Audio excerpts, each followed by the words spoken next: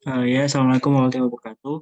Perkenalkan, nama saya Bernard Sutra Alikasena. Di sini saya akan mempresentasikan hasil dari jurnal telah saya resume dengan judul Dampak COVID-19 pada Pendidikan Indonesia, Sekolah, Pemilihan, dan Proses Pembelajaran berbasiskan ilmu metodologi penelitian.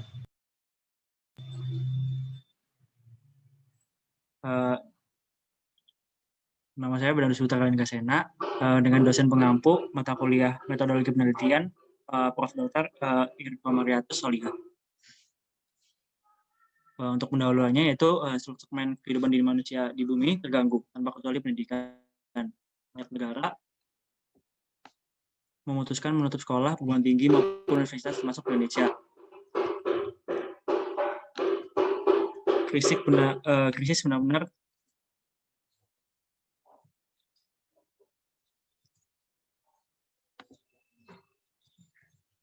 benar-benar datang tiba-tiba. Pemerintah di belahan bumi maupun termasuk Indonesia harus mengambil keputusan yang pahit.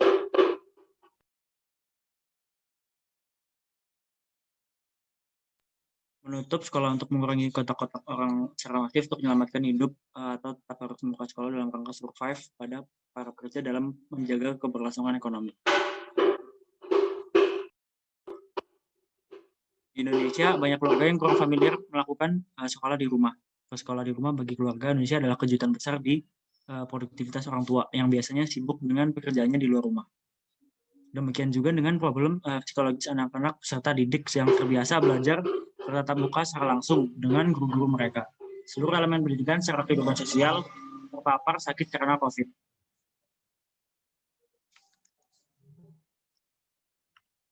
Revolusi industri sudah sangat pesat saat ini dan kesadaran masyarakat dunia terhadap pentingnya revolusi industri 4.0 dalam penerapannya pada kehidupan sehari-hari yang menekankan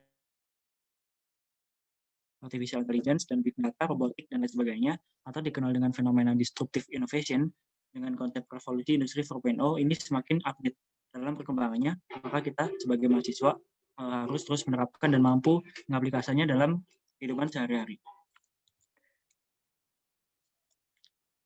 Proses pembelajaran di sekolah merupakan alat kebijakan politik terbaik sebagai upaya peningkatan pengetahuan dan soft skill bagi mahasiswa. Selain itu, sebanyak siswa menganggap bahwa sekolah adalah kegiatan yang sangat menyenangkan. Mereka bisa berinteraksi satu sama lain. Sekolah dapat meningkatkan kehidupan sosial dan kesadaran pola sosial siswa. Tetapi sekarang kegiatan yang bernama sekolah berhenti dengan tiba-tiba karena gangguan COVID-19.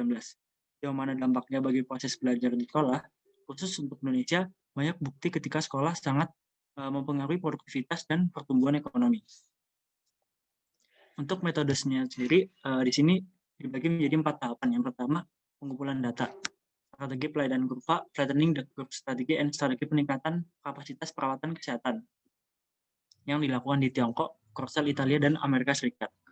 Kemudian yang kedua, tahap klasifikasi data, kategori research, development, and engineering, available, and operational.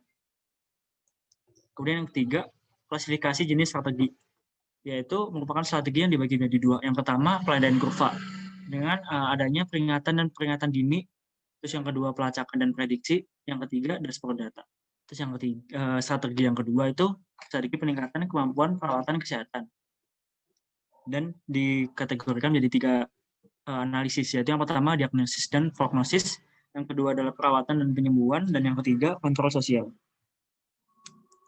Kemudian metode yang terakhir itu analisis, yaitu kecenderungan penerapan salah satu jenis teknologi artificial intelligence dan big data untuk mendukung pelaksanaan salah satu strategi melawan pandemi COVID-19.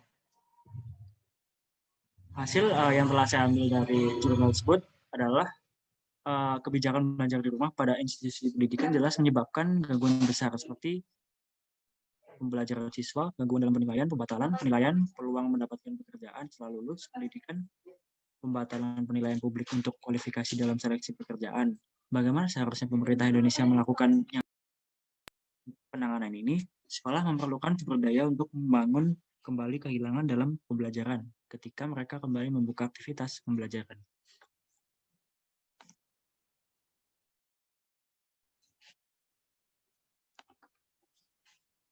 Kesimpulan yang dapat diambil adalah pemangkasan birokrasi pendidikan harus segera dijalankan untuk menangani dampak COVID-19 bagi dunia pendidikan.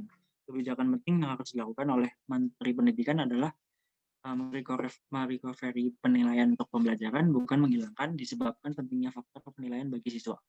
Sehingga kebijakan yang lebih baik adalah menunda penilaian bukan melewatkan penilaian internal sekolah.